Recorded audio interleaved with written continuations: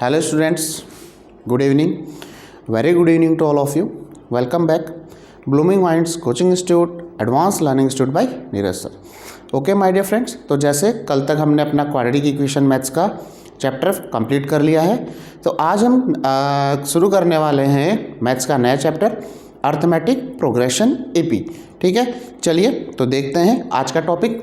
सबसे पहले मैं आपको एपी में होता क्या है, एक्चुअल में एपी है क्या, इसकी डेफिनेशन से स्टार्ट करते हैं. A sequence in which each term, definition को एक बार समझ लो, ये कहीं नहीं आती है, आपको समझाने के लिए. A sequence in which each term differs from its preceding term by a constant. ठीक है, एक ऐसा सीक्वेंस जिसमें हर अगला टर्म अपने पिछले टर्म से एक फिक्स कांस्टेंट टर्म से डिफर होगा.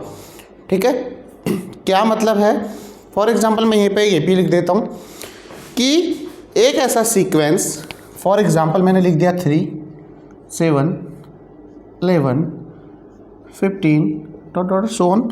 तो यहाँ पर देखिए अ सीक्वेंस मतलब ग्रुप ऑफ नंबर लिख दिया हमने, इन विच ईच टर्म डिफर्स, हर एक टर्म अपने पहले वाले, differs from its preceding term, ये अपने पहले वाले टर्म से, हर एक टर्म कोई सा भी टर्म देख लो, अपने प्रीसीडिंग टर्म से डिफर होगा बाय ए कांस्टेंट टर्म. एक फिक्स टर्म होगा जिससे डिफरेंस आएगा इनका. देख लो 7 3 से 4 का डिफरेंस है, 11 और 7 में भी 4 का, 15 और 11 में भी 4 का. हर टर्म अपने पिछले टर्म से एक फिक्स कांस्टेंट टर्म से डिफर होगा और उसी कांस्टेंट टर्म को बोलते हैं हम कॉमन डिफरेंस.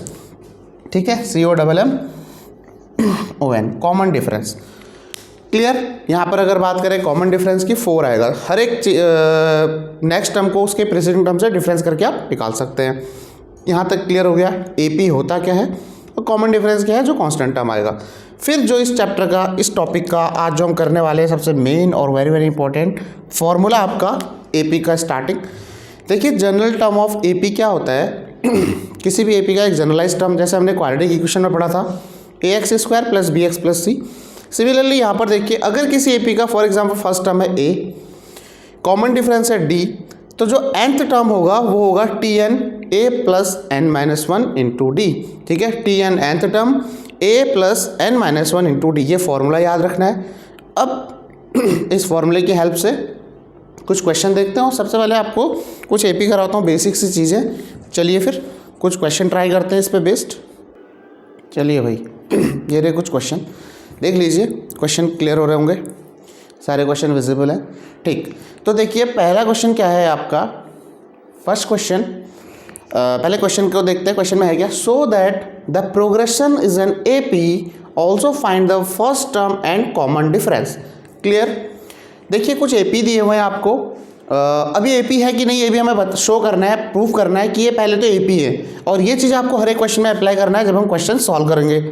तो पहला है 8, 11, 14, 17, 20. तो फर्स्ट ऑफ ऑल हम किसी भी टर्म को, किसी भी सीक्वेंस को, किसी भी प्रोग्रेशन को एपी में है कि नहीं है चेक करने के लिए क्या करेंगे. आप लोगों ने पहले ही बताया था कि सबसे पहले चेक करेंगे क्या उनमें जो प्रीसीडिंग टर्म है या जो नेक्स्ट टर्म है अपने प्रीसीडिंग से सेम कांस्टेंट टर्म से डिफर है क्या. तो देखते हैं. यहाँ पर देखिए फर्स्ट वाले क्वेश्चन को, वैसे तो ओरली हो जाएगा, पर जिनको नहीं समझ आ रहा है, जिनको नहीं आता है, एक बार हल्का सा देख लेंगे तो ईजी हो जाएगी चीज़. तो मैं सीरीज लिख ले रहा हूँ, प्रोग्रेशन लिख ले रहा हूँ, 8, 11, 14, 17 एंड 20. देखिए भाई क्या करना है, इसका डिफरेंस, इसका डिफरेंस, इसका डिफरेंस, इसका डिफरेंस, इतना सब करने की जरूरत नहीं है. 3 टर्म उठा लो, कोई से भी 3 उठा लो. जैसे मैं यहाँ स्टार्टिंग के उठा लेता हूँ, तो 11 - 8 = 3, 14 - 11 ये भी 3, 17 - 14 ये भी 3. तो बस कॉमन डिफरेंस सेम ही आ रहा है, तो हम बोल देंगे yes this is a AP. Clear. इस क्वेश्चन में कोई दिक्कत नहीं. ठीक है, कॉमन डिफरेंस भी पता लग गया. फर्स्ट टर्म मेरा ये है, सेकंड टर्म ये है, ये सीक्वेंस है, तो ये एक एपी बना रही है. ठीक है, सभी में 3 3 का डिफरेंस आ रहा है, 3 3 ऐड करते जाओगे, यहाँ दिख भी रहा है. तो सेम कांस्टेंट टर्म का डिफरेंस आता है तो वो एक एपी है. ठीक है, चलिए क्वेश्चन नंबर 2 को देखते हैं. 2 में क्या है. क्वेश्चन नंबर 2 देखो, 11, 6, 1, -4, -9. तो देखिए यहाँ पर भी same, second term minus first term, हमेशा ध्यान रखना, ये याद रखना है आपको कि हमेशा डिफरेंस सेकंड माइनस फर्स्ट होगा। तो 6 माइनस 11 इज इक्वल टू आएगा माइनस का 5, बड़ा नंबर का साइन आता है। 1 माइनस 6 इज इक्वल टू ये भी माइनस का 5, -4 -1 ये भी -5। तो सभी जगह सेम ही आ रहा है, कॉमन डिफरेंस, सेम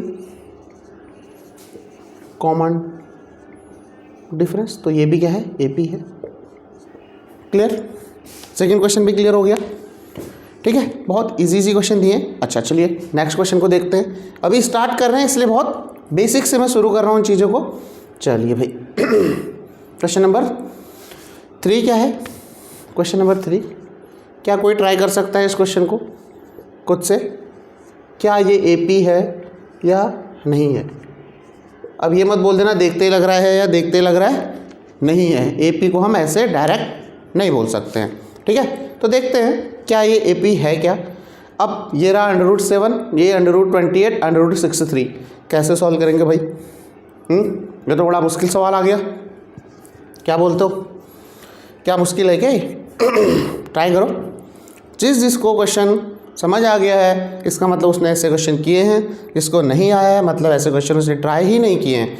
तो मैथ्स में एक चीज़ याद रखना, ये जो AP है, अगर आप कभी फ्यूचर में कोई कॉम्पिटिटिव एग्ज़ाम देते हो, AP मैथ के टॉपिक से में ही नहीं रहता, ये क्वांट में आ जाता है, क्वांटिटेटिव एप्टीट्यूड, या जिसे हम एप्टीट्यूड में बोलते हैं। एप्टीट्यूड बोले तो रीजनिंग के क्वेश्चन। तो कॉम्पिटिटिव एग्जाम में as a reasoning, quant section में, रीजनिंग सेक्शन में या एप्टीट्यूड सेक्शन में क्वेश्चन रहते हैं, मैथमेटिकल रीजनिंग, तो वहाँ आते हैं। तो ये बेसिक्स हैं, इनको वो भी कर सकता है जिसने AP नहीं भी पढ़ा है। इसके लिए AP पढ़ना बहुत ज़रूरी नहीं है। ये कॉमन सा, देखो कॉमन सा, कोई सा भी बच्चे को अगर मैं चेन लिख के दूंगा वो बता देगा अगले नंबर क्या है। तो उसको ये नहीं पता होगा रीज़न क्या है, किया क्यों, बस उसको पता लग गया 3 का डिफरेंस है, इतने का डिफरेंस है। ठीक है, तो हो सकता है अगर उसका रीजनिंग, मेंटल एबिलिटी थोड़ा क्वांट सेक्शन अच्छा है, कर लेगा। अब यहाँ आ गए ऐसे क्वेश्चन में, तो जिसको इनको ब्रेक करना आ गया वो ये भी सॉल्व कर लेगा। तो देखिए, तो √7 है, इसके तो फैक्टर होते ही नहीं है, √7 तो ऐसे ही रहने वाला है। इसके ऐसे फैक्टर करूँगा कि अंदर एक पेयर भी बने। तो अगर आप 28 के फैक्टर करोगे, 28 क्या होता है, 7 × 4, लिख लेता हूँ मैं एक बार, चलो 4 × 7 मुझे पता है 4 का पेयर बन जाएगा। ये क्या होता है, 9 7 जा 9 × 7। ये क्या किया, सबको समझ आया? ये सब मैंने क्या किया, 7 का तो कोई फैक्टर होता नहीं, इसके ऐसे फैक्टर बनाने हैं कि अंदर एक ऐसा नंबर जरूर बने जो परफेक्ट स्क्वायर हो, जिसका अंडर करने पर वो एक नंबर आए। परफेक्ट स्क्वायर नंबर 4 9, तो देखिए 4 7 जा 28, 9 7 जा 60। ठीक है, ये तो रहा √7।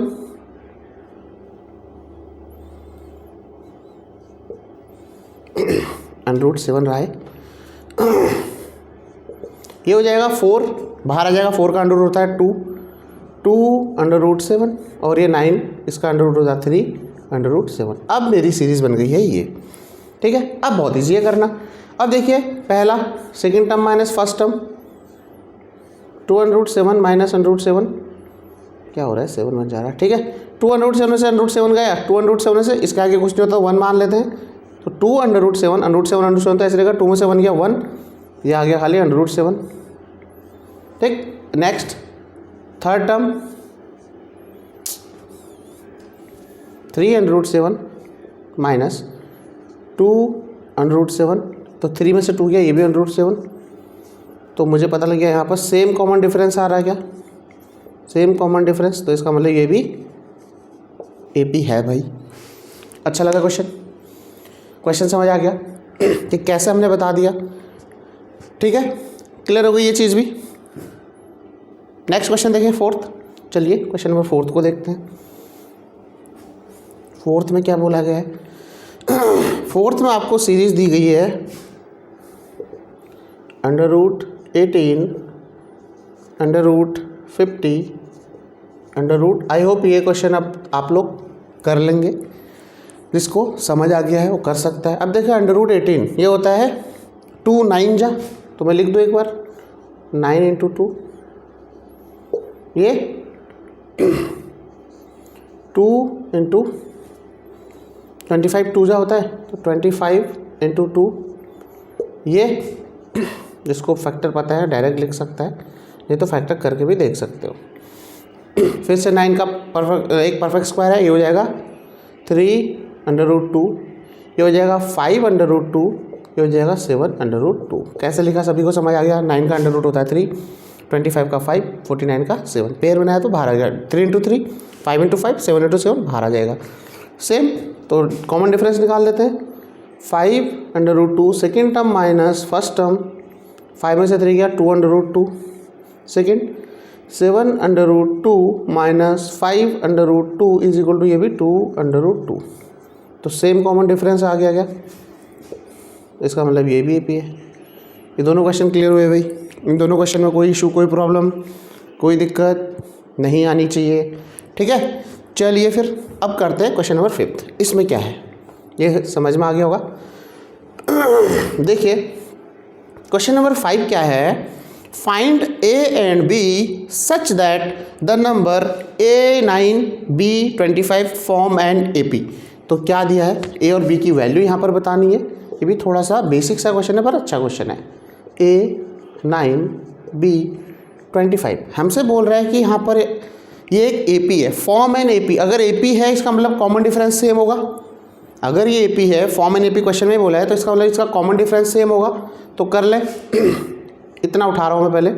तो third term minus second term, B minus 9 is equal to fourth term minus third term, 25 minus B। तो क्या हो जाएगा, B इधर ले आओ, 9 इधर ले आओ, ये हो जाएगा आपका B plus B is equal to 25 plus 9, ये हो जाएगा 2B इज इक्वल टू 25 में 9 ऐड करोगे तो 34, B इज इक्वल टू आ जाएगा 34/2 जो हो जाएगा आपका 17। कोई दिक्कत, कुछ था क्वेश्चन में बेसिक सा आपका लॉजिक जो अभी तक हम अप्लाई कर रहे थे, मैंने उस पर क्वेश्चन आपको दे दिया कि A और B बताइए। अब ले लो इसको, इस वाले सेक्शन को। तो यहाँ पर क्या हो जाएगा, 9 minus A is equal to B minus 9। तो 9 माइनस A तो ऐसे ही रहेगा, B की वैल्यू आपने अभी निकाली है 17 minus 9, 9 minus A is equal to 17 में से 9 गया तो 8, A इधर ले आओ, 9 इधर ले आओ, 9 प्लस इधर आ गया प्लस होगा, इधर आ गया माइनस होगा ना, 9 इधर आएगा minus 8 is equal to A इधर आ गया प्लस का हो जाएगा। तो A इज इक्वल टू आ गया 1, A आ गया 1 और B आ गया 17। क्लियर, वैल्यू पुट करके देख भी सकते हो। अगर मैं इस AP को बनाऊं क्या हो जाएगा, वो A आया मेरा 1, 9, 17 और 25। चेक भी कर लो सच में AP है। 9 में से 1 गया 8, 17 में से 9 गया 8, 25 में से 17 गया तो 8। तो हाँ कॉमन डिफरेंस सेम आ रहा है जो 8 है, चेक कर सकते हो। क्लियर, क्वेश्चन क्लियर हो गया, क्वेश्चन में कोई दिक्कत नहीं आई। चलिए खुद से ज़रूर ट्राई करना, मैं बार बार रिपीट कर रहा हूँ इस बात को। चलिए भाई अब करते हैं कुछ नेक्स्ट क्वेश्चन। अभी तक हमने देखा कि AP है कि नहीं है, सीधा सीधा। अब है फाइंड, ये आपको एक AP दिया हुआ है। क्वेश्चन नंबर 6 को देखेंगे, क्वेश्चन नंबर 6। ठीक है, क्या दिया है, AP है 3, 5, 7, 9, 11। हमें बताना है एक nth टर्म और 16th टर्म। ठीक है, तो सबसे पहले AP लिख लेते हैं। AP क्या है आपकी 3, 5, मैं इधर आ जाता हूँ थोड़ा, 3, 5, 7, 9, 11। ठीक है, यही AP है। अच्छा, मुझे इसका बताना है nth टर्म और 16th टर्म। तो सबसे पहले तो मैं देख लेता हूँ उसमें A क्या है। A means common first term, A है 3। D देख लो आप, 5 में से 3 गया 2, 7 में से 5 गया 2, 9 में से 7 गया 2, तो D आ रहा है 2। हर जगह देख लिया। अच्छा, फर्स्ट क्वेश्चन इसका फर्स्ट पार्ट, nth टर्म। अगर फॉर्मूला याद होगा तो nth टर्म क्या था, Tn is equal to A plus n minus 1 into D. इसलिए मैंने पहला क्वेश्चन सिर्फ nth टर्म पर दिया ताकि आपको फॉर्मूला रिवाइज हो जाए। तो Tn nth टर्म ही बताना है। A की जगह रख देंगे 3, n हमें नहीं पता, nth टर्म ही बताना है, n माइनस 1 इंटू डी। तो कितना आ जाएगा, 3 प्लस 2n माइनस 2, और ये हो जाएगा 2n plus 1। Clear, 2n plus 1 answer आ जाएगा। 3 में से 2 गया 1 और 2n तो ऐसे रहेगा। तो फर्स्ट पार्ट तो इसका nth टर्म हमने डायरेक्ट निकाल लिया। अच्छा, सेकेंड इसका 16th टर्म पूछ रहा है, तो अब आ जाता है सेकेंड पार्ट में 16th टर्म। ठीक है, 16th टर्म तो सेम फॉर्मूला ये रहने वाला, Tn A plus n minus 1 into D. तो यहाँ पर Tn की जगह आ जाएगा 16, A वही रहेगा हमारा 3, n की जगह आ जाएगा 16 माइनस 1 इंटू डी 2। तो कितना हो जाएगा, 3 प्लस 16 में से 1 गया 15 इंटू 2। एक चीज़ यहाँ देखना, ये पैटर्न बनता है आगे के लिए, आपको याद रखे, इसको याद रखना। अगर आपसे 16 टर्म पूछा जा रहा है तो जितने नंबर का टर्म पूछा था उसमें से 1 माइनस करके इंटू डी करना है। अगर nth टर्म पूछा था a plus n minus 1 into D, ये n की जो भी वैल्यू रही होगी उससे 1 माइनस करके कॉमन डिफरेंस से इंटू करना है। तो 16 था तो देखो क्या आया, a plus 16 1 minus 1 15 into D. तो जितने नंबर का टर्म पूछा जाएगा उससे 1 माइनस करके कॉमन डिफरेंस से इंटू कर देना है और प्लस फर्स्ट टर्म कर देना है। ये पैटर्न है आपका nth टर्म निकालने का। तो क्या हो जाएगा, इज इक्वल टू 15 टू जा 30, 3 प्लस 30 और ये हो जाएगा 33। क्लियर, समझ आ गई है ये क्वेश्चन? ठीक है, ये क्वेश्चन क्लियर हो गया कैसे करना है। तो नेक्स्ट क्वेश्चन देखें। क्लियर, तो इस तरीके से जितने नंबर का टर्म पूछा रहा है उससे 1 माइनस कीजिए, उसे कॉमन डिफरेंस से इंटू कीजिए और फर्स्ट टर्म को ऐड कर देना। तो ये क्लियर। नेक्स्ट क्वेश्चन को देखें। चलिए भाई, नेक्स्ट क्वेश्चन हमारा है क्वेश्चन नंबर 7। फाइंड, ये एपी है इस बार 14 9 4 माइनस 1 6। इसमें भी nth टर्म और 12th टर्म बताना है। तो सबसे पहले एपी लिख लेता हूँ मैं 7th का। एपी आपकी है 14 9 4 माइनस 1 माइनस 6। ठीक, तो सबसे पहले ए हमें गिवन है 14 और डी हमें गिवन है जो निकालना है। 9 माइनस 14 करो, 4 माइनस 9 करो, कुछ भी कर लो, किसी में भी डिफरेंस कर लो। 9 माइनस 14 करोगे तो अगर 14 माइनस 9 होता 5 आता, बट ये 9 सेकंड माइनस फर्स्ट होता तो माइनस का 5 आएगा। यही आएगा, देख लो हर एक टर्म में से -5 करते जाओ, अगला टर्म आता जाएगा। अच्छा, पहला इसका पार्ट क्या है, nth टर्म जो डायरेक्ट हमारा फॉर्मूला है। तो T N is equal to A plus N minus 1 into T. Value put कर दो, ए 14 प्लस एन नहीं पता, एन टर्म भी बताना है और डी हमें पता है माइनस का 5। अंदर इंटू कर दो 14 माइनस 5 और प्लस का एन माइनस का 5n plus 5, minus minus plus हो जाएगा। तो 14 और 5 19 minus 5n। Clear, nth term, कोई डाउट, कोई इशू? सेकेंड इसमें बताना है 12th टर्म, तो बस सेकेंड पार्ट भी निकाल दो। 12th टर्म तो T12 निकालना है। अभी मैंने बताया था आप तो डायरेक्ट कर दोगे, a प्लस 11d लिख दूँ क्या सीधे? अब तो कुछ बार बार लगाने की ज़रूरत नहीं है। जितने नंबर का टर्म पूछा जा रहा है उससे 1 माइनस करके a प्लस उतना d लिख दो। तो वैल्यू रख देते हैं, a मेरा है 14 प्लस 11 इंटू माइनस का 5, वैल्यू सही रखिए। ठीक, तो कितना हो जाएगा 14 माइनस 55, माइनस करोगे कितना आएगा, 5 में से 4 गया 1, 5 में से 1 गया 4, माइनस का 45, यही आएगा। ठीक, इजी है क्वेश्चन, सिंपल से क्वेश्चन है, डायरेक्ट फार्मूला बेस्ड है। फार्मूले में बस आपको वैल्यू पुट कर देनी है। ये एपी बहुत ज़्यादा अच्छा चैप्टर है आपका, स्कोरिंग चैप्टर है। चलिए, स्कोरिंग सब्जेक्ट है या स्कोरिंग सब्जेक्ट का मैथ्स का स्कोरिंग टॉपिक है ये कह लो। तो क्वेश्चन नंबर 8 को देखते हैं, फिर ये भी हो गया। क्वेश्चन नंबर 8 क्या है हमारा? क्वेश्चन नंबर 8 आपका है, देख लेते हैं एक बार। फाइंड 105th टर्म, किसका? ये रही एपी। तो एपी लिख लेते हैं 4 1 by half, 4 1 and half, 5 and half, 6, ये रही आपकी एपी। क्लियर, तो सबसे पहले मिक्स फ्रैक्शन को इम्प्रॉपर फ्रैक्शन में कन्वर्ट कर लेते हैं, फ्रैक्शन में कन्वर्ट कर लेते हैं। 4 टू 8 1 9 बाई 2, 5 टू 10 और 11 बाई 2 6, ये हो गई एपी।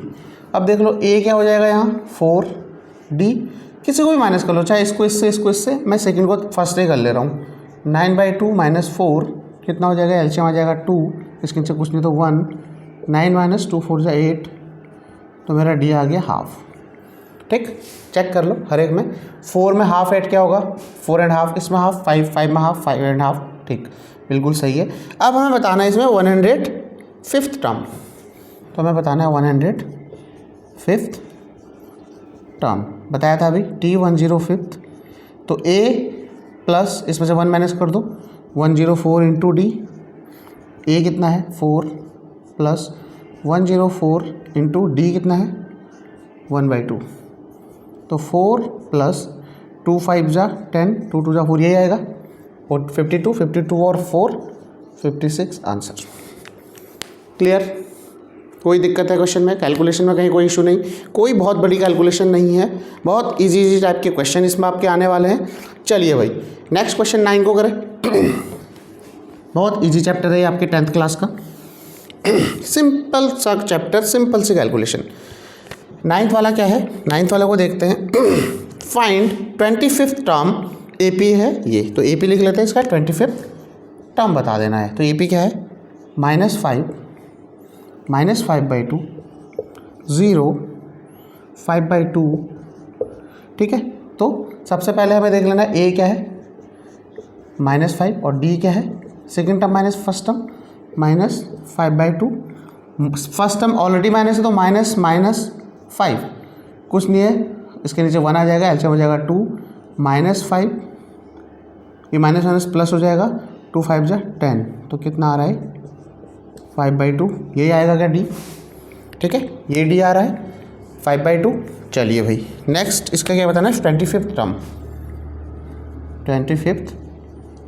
टर्म। अब तो आपको फॉर्मूला याद हो गया, Tn = a + n - 1 × d, तो T25 = a + 24d, एक माइनस कर दो, तो a है मेरा -5, 24 × d है मेरा 5/2, कितना हो जाएगा ये -5 + 2 से 12 × 5 -5 + 60, और ये आ गया मेरा 55 आंसर। क्लियर, किसी भी क्वेश्चन में अभी तक कोई डाउट कोई दिक्कत नहीं आनी चाहिए, बहुत इजी सा कैलकुलेशन है, सिंपल आपको A निकालना है और D में गलती मत करना। कॉमन डिफरेंस में अगर मिस्टेक नहीं करोगे बाकी कैलकुलेशन में कोई ऐसा बहुत बड़ा कैलकुलेशन नहीं है, कॉमन डिफरेंस में गलती मत करना, नहीं तो आंसर गलत आ जाएगा, ठीक। चलिए भाई, तो अब करते हैं आज का लास्ट क्वेश्चन, ये क्या है इसको भी देख लेते हैं। Question number 10, if the nth term of an AP is 5n - 2, ये बहुत अच्छा क्वेश्चन है भाई, क्योंकि अब आगे इसी टाइप के क्वेश्चन आपके बोर्ड एग्जाम में ऐसे क्वेश्चन जरूर आएंगे, ये देख लेना आप, इस टाइप के क्वेश्चन आपको एग्जाम में जरूर मिलेंगे। तो देखिए जब भी ऐसे क्वेश्चन आते हैं इनको कैसे सॉल्व करना है हमें। If the nth term of an AP is 5n - 2, आपको पहले ही क्वेश्चन में दे दिया है, क्वेश्चन नंबर 10 में nth टर्म = 5n - 2, ठीक है, इफ़ द nth टर्म। तो ये जनरलाइज, इस टाइप का क्वेश्चन जब भी आएगा समझ लेना ये जो है जनरलाइज फॉर्म है उस AP का जो हमें बताना है। तो इसमें आपको कुछ नहीं करना है, n की जगह 1 रख दो, वो बोल रहा है कि nth टर्म का फॉर्मूला है, हम जानना चाह रहे हैं फर्स्ट टर्म क्या है, T1 क्या है, तो T1 क्या हो जाएगा, इसमें n की जगह 1 रख दो, 5 × 1 - 2 कितना हो जाएगा 5 - 2, तो मेरा 3।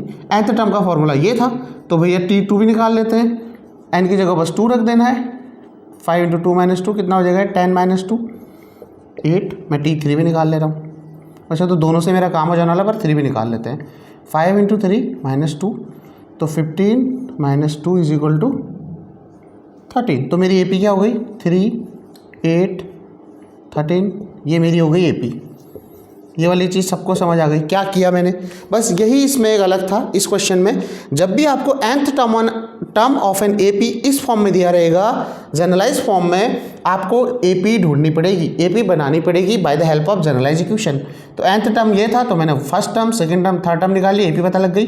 यहाँ से मेरा A हो गया 3 और D हो गया, चाहे इसमें से इसको माइनस करो, इसमें से इसको माइनस करो, आना वही है, 8 - 3 अगर करें 5, यहाँ भी देख लो 13 - 8 कर लो तब भी 5 ही आएगा, तो D भी पता लग गया। अब क्वेश्चन में पूछा क्या है, फर्स्ट टर्म पूछा था पहले निकाल दिया हमने, कॉमन डिफरेंस पूछा था 5 निकल गया, 19th टर्म तो बस निकाल लो T19 A + 18D, इसमें से एक माइनस करके D से इंटू कर दो। A कितना है फर्स्ट टर्म 3 + 18 × D कितना है 5, कितना हो जाएगा फिर ये 3 + 18 5 = 90, और आंसर आ जाएगा 93। क्लियर, ठीक है, कोई ज़्यादा टफ चैप्टर बिल्कुल भी नहीं है, बार बार रिपीट कर रहा हूँ इसी लाइन को, इस चैप्टर को बहुत अच्छे से कर लेना भाई। ये क्वेश्चन आपके आगे बड़ी क्लासेस में कॉम्पिटिटिव लेवल में जब भी आगे क्वेश्चन करने वाला हो, ये क्वेश्चन ये टॉपिक आपका पीछा नहीं छोड़ेगा, ये रहता है। और मैंने बताया था ये क्वांट सेक्शन में चला जाता है, एप्टीट्यूड में, रीजनिंग में, तो ये उस पॉइंट ऑफ व्यू से काफ़ी इंपॉर्टेंट है, फ्यूचर के लिए भी आगे के लिए भी, और अभी बोर्ड एग्जाम के पॉइंट ऑफ व्यू से तो है ही। चलिए इसको देखिए, बाकी मिलते हैं नेक्स्ट क्लास में। Thank you very much.